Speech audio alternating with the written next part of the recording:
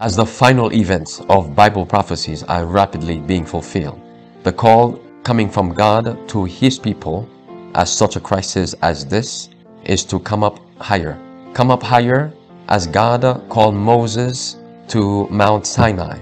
Come up higher as Elijah called the people of God to come up on Mount Carmel.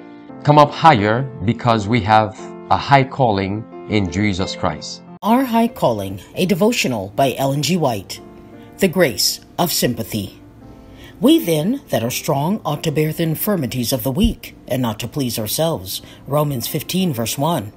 What we all need is a more pure Christ-like sympathy, not sympathy for those who are perfect. They do not need it, but sympathy for poor, suffering, struggling souls who are often overtaken in fault, sinning and repenting, tempted and discouraged. The effect of grace is to soften and subdue the soul. Then all this cold unapproachableness is melted, subdued, and Christ appears.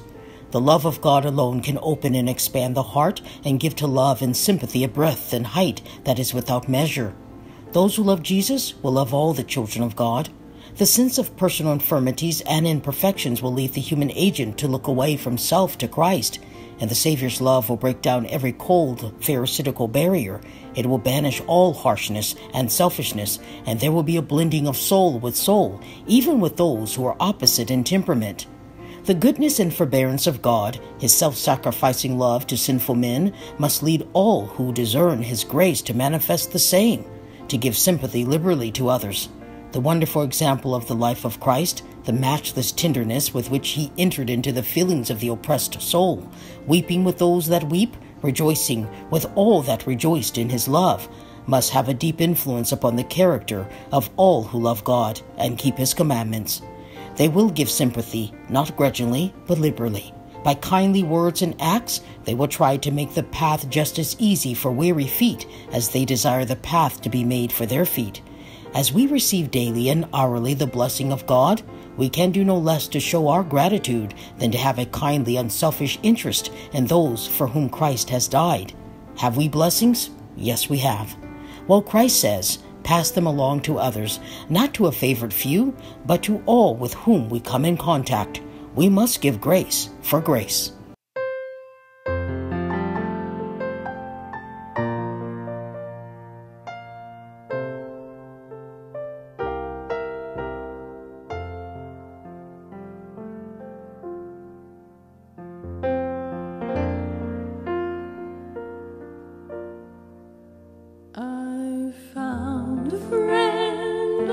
Such a friend, He loved me ere I knew Him.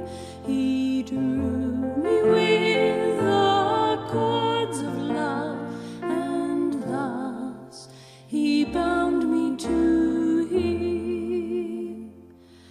And round my heart still closely twine those ties which naught can sever, for I am His and He is mine forever and forever.